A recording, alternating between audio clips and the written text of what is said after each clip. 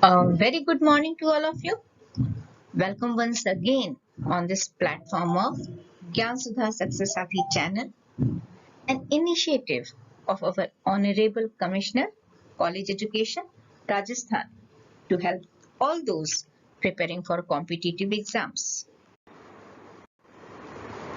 I am Dr. Vinita Srivastava from Assembly Government PG College, Nathdwara, District Rajsamand, Rajasthan. My today's session is devoted to euthanasia. Euthanasia is a very controversial issue. Mercy killing, assisted suicide, physician assisted suicide, happy release, merciful release.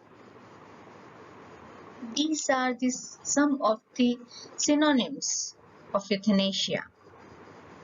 Euthanasia is an issue which encompasses the morals, values, and beliefs of our society.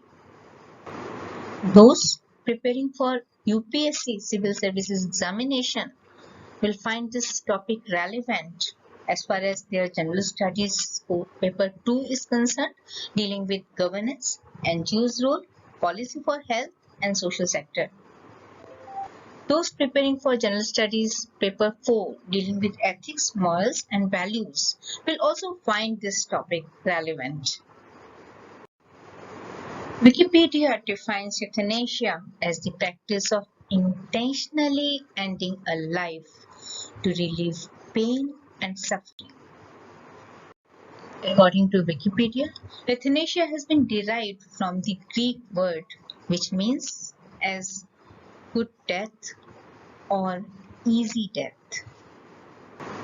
According to Collins English Dictionary, euthanasia is the practice of killing someone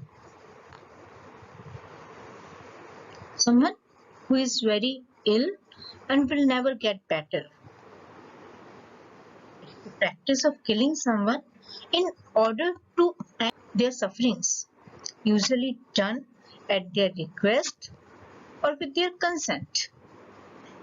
So, euthanasia is understood as the killing of a patient suffering from an incurable and painful disease or an irreversible coma. There are some other instances also where some people want to end their life, but they do not want to commit suicide. In many cases, it is carried out at the person's request. But there are times when the person is unable to take any decision, like small children, somebody in coma, and like cases. And the decision is, in such cases, is taken by the relatives, medical professionals, and in some instances by the courts. So, we have till now understood that euthanasia is a practice of killing or letting person die due to severe illness or incurable diseases. But there have been cases where the persons were healthy and happy but still demanded euthanasia. They were of the opinion that we have lived our lives to the optimum level and we do not want to live anymore. We just want a dignified death. But at the same time, such persons did not want to commit suicide and demanded euthanasia. There are legal and moral issues associated with euthanasia. There are different euthanasia laws in each country. The British House of Lords Select Committee on Medical Ethics defines euthanasia as a deliberate intervention undertaken with the express intention of ending a life to relieve intractable suffering. In the Netherlands and Belgium, euthanasia is understood as termination of life by a doctor at the request of a patient.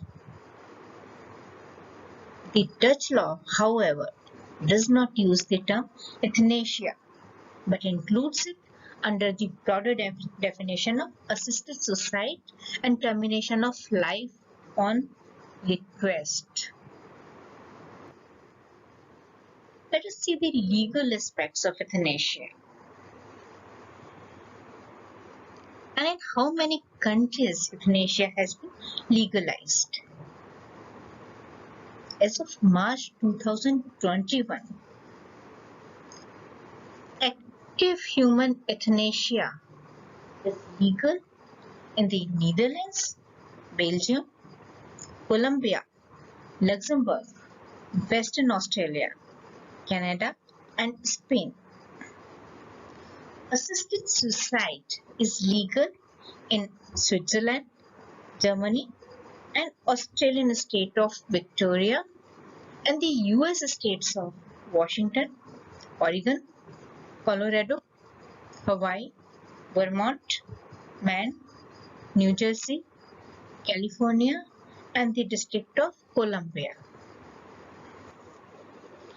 Now let us try to understand what do we mean by voluntary euthanasia, non-voluntary euthanasia, or involuntary euthanasia.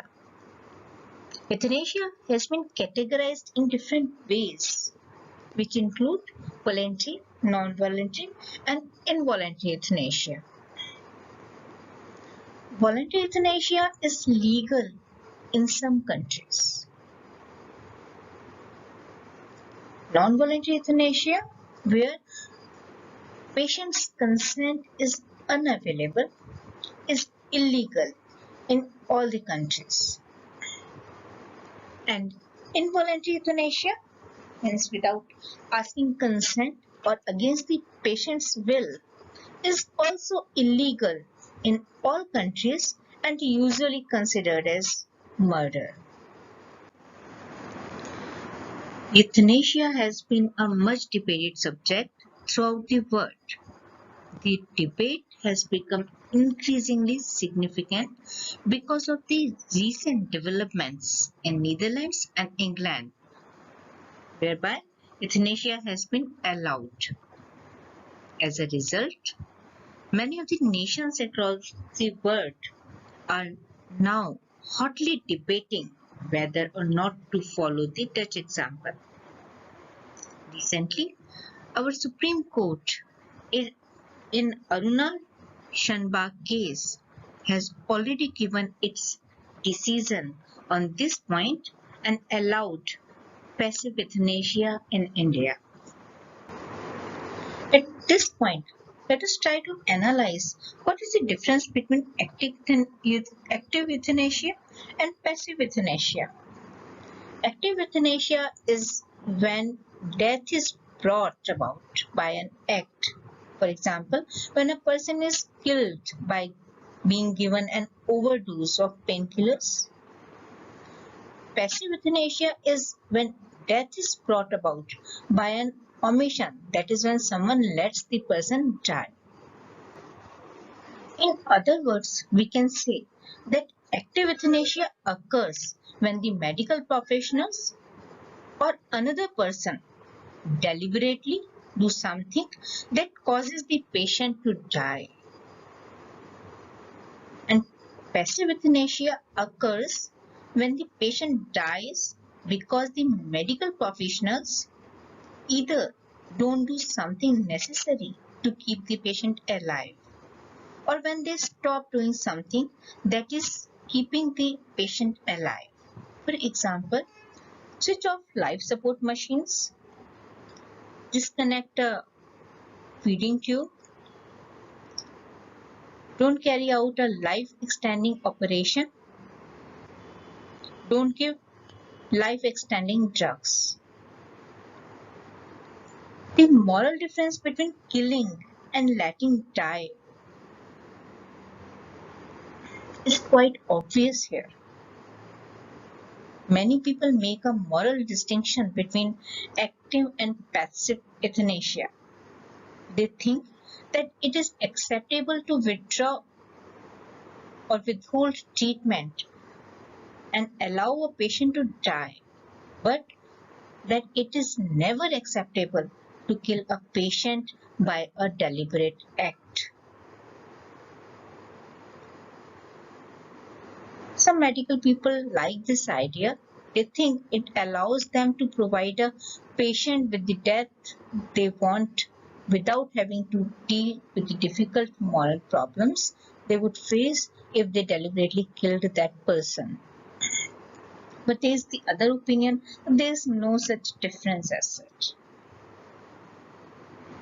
This distinction is nonsense, since stopping treatment is a deliberate act and so is deciding not to carry out a particular treatment.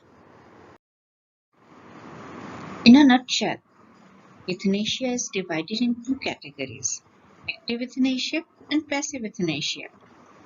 In active euthanasia, a person directly and deliberately causes the patient's death with lethal drug dosage. And in passive euthanasia, the patient refuses life-saving medical help. Let us analyze euthanasia from religious perspectives. What have been various morals and beliefs in various religions about euthanasia with particular reference to India? We are going to analyze this and we will focus on four major religions of India: Hinduism, Islam, Christianism and Sikhism. There are two Hindu views on euthanasia.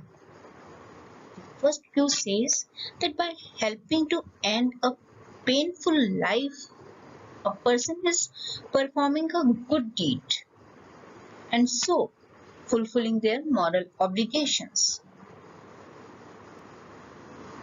But the other view says that by helping to end a life, even one filled with suffering, a person is disturbing the timing of the cycle of death and rebirth. This is a bad thing to do, and those involved in the euthanasia will take on the remaining karma of the patient.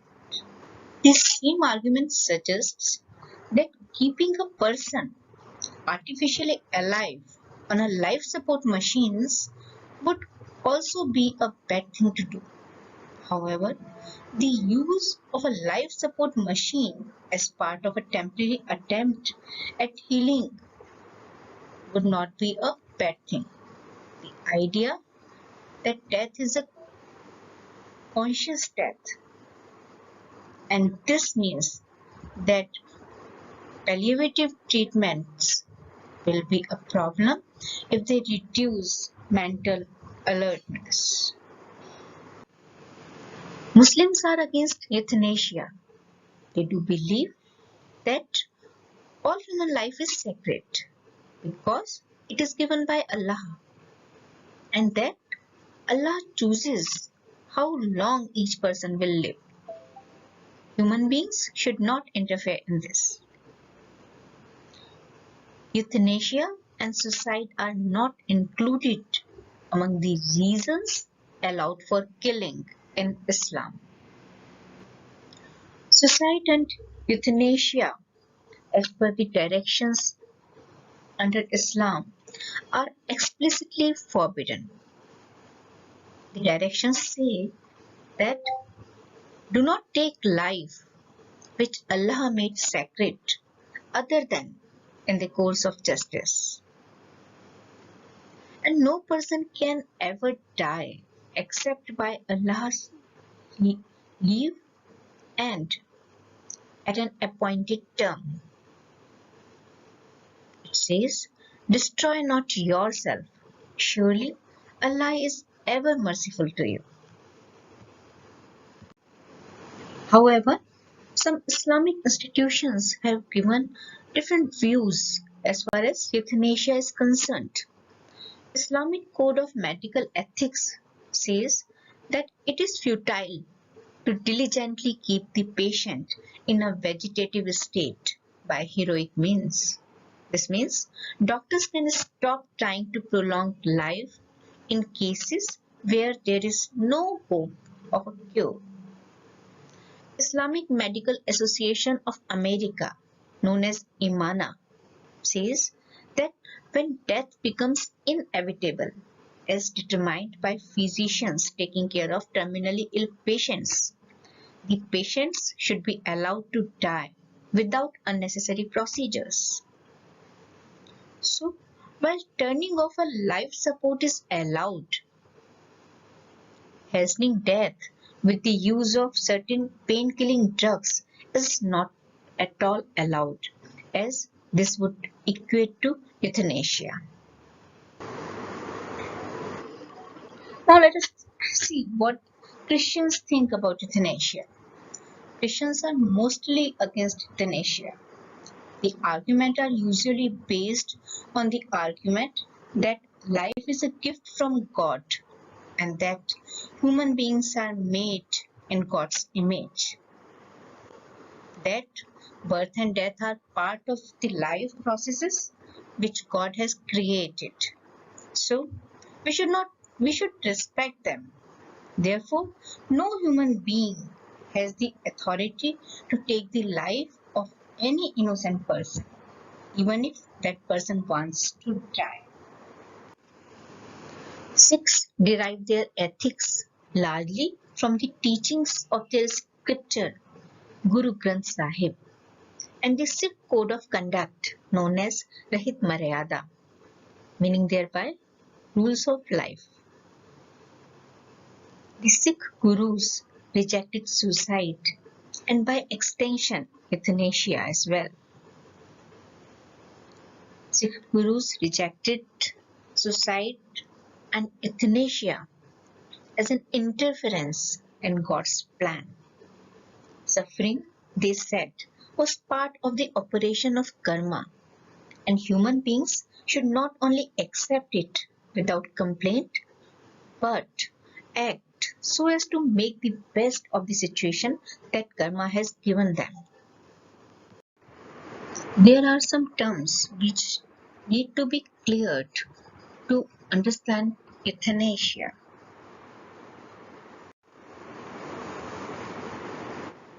We've talked about voluntary, involuntary, and non-voluntary euthanasia.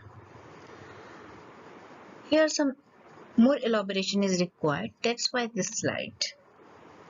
Actually, some ethicists distinguish between involuntary and non-voluntary euthanasia. They refer involuntary euthanasia as the euthanasia which is against the patient's wishes, and non-voluntary euthanasia is this euthanasia without the patient's consent, but wishes of the patient are unknown.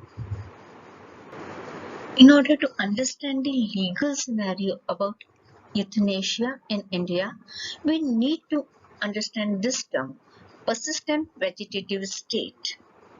Actually, it refers to a chronic state of brain dysfunction in which person shows no signs of awareness. A living will is a new concept to the legal scenario of India. A living will is a written document by way of which a patient can give his explicit instructions in advance about the medical treatment to be administered when he or she is terminally ill or no longer able to express informed consent. It's more or less like the property will. Property will is a declaration about how the property will be dealt with when the person is no more here. So here we focus on Aruna Shanbhag case, which is a milestone as far as legal scenario of euthanasia in India is concerned. Aruna Shanbhag was a nurse in the KEM hospital of Mumbai. She was brutally attacked by a ward boy. As a result of the brutal assault, she went in coma and survived in consistent vegetative state for about 42 years. In 2009, the journalist activist Pinky Virani filed a petition in the Supreme Court under Article 32 of the Constitution of India, seeking legalization of mercy killing so that Aruna's suffering could be brought to an end by withdrawal of medical support. On the other hand, the KEM hospital nurses filed the counter petition in the case opposing mercy killing, as they were happy to look after Aruna. But as a result of the petition filed in 2009 in this case, in 2011, the Supreme Court issued guidelines for positive euthanasia. Aruna passed away in May 2015 due to pneumonia.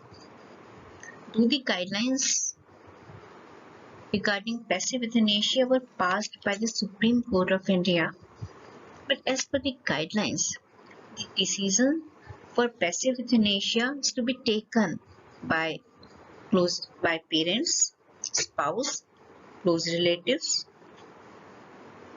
or next friend. In this particular case, the activist journalist Pinky Virani was not considered as the next friend. Rather, the nurses of KEM hospital who have been serving Aruna for last so many years were considered as the next friend, and their decision was respected as far as Aruna's case was concerned. So, Aruna's case became a milestone in passing guidelines and directions regarding euthanasia, particularly passive euthanasia in India.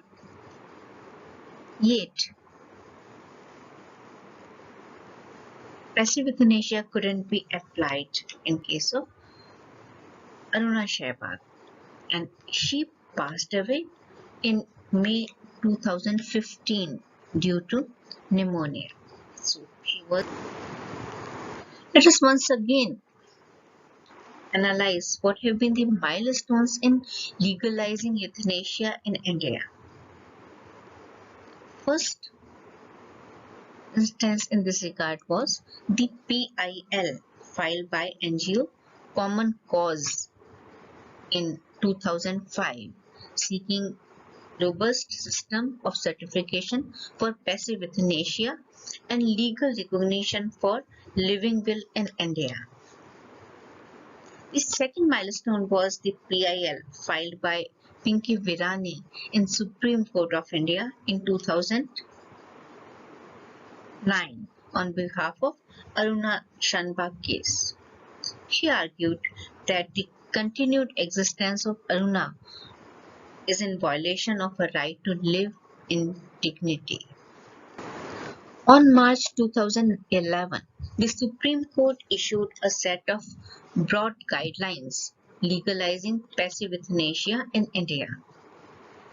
As per the guidelines, the decision for passive euthanasia, that is, to withdraw treatment, nutrition, or water, and decision to withdraw life support must be taken by parents, spouse, or other close relatives, or in the absence of them by a close friend. The decision requires an approval from the concerned High Court. As a result of various developments discussed earlier, Euthanasia law has been passed in India. Active euthanasia by administering an injection is illegal in India. Passive euthanasia is legal in India after March 2011 judgment by Supreme Court. This was particularly referred to Aruna Shanbag case. Since March 2018, passive euthanasia is legal in India under strict guidelines. Patients must consent through a living will and must be terminally ill or in a vegetative state. So, passive euthanasia is permitted by Supreme Court in two situations. First one is that brain dead patient whereby the ventilator can be switched off, and second, persistent vegetative state where the feeds water can be tapered off along with addition of pain managing palliatives. The debate about euthanasia is still on, not only in India but also in various parts of the world. What to legalize? Why to legalize? Is it ethically right to legalize euthanasia or not? Is it morally right to legalize euthanasia or not? Is it religiously right to legalize euthanasia or not? What is the guarantee that the euthanasia laws will not be misused? With so many pros and cons, we all may have a different opinion about euthanasia. And in near future, there is every probability that we will observe various changes in the legal scenario as far as euthanasia or mercy killing is concerned. So students, through this session, we have tried to understand this very serious, controversial and debatable issue known as euthanasia, also popularly known as mercy killing, assisted suicide, physician assisted suicide, merciful release, happy release, etc. I hope that you must have got some new insights about this euthanasia. This is all from my side as far as this topic is concerned. Thank you very much.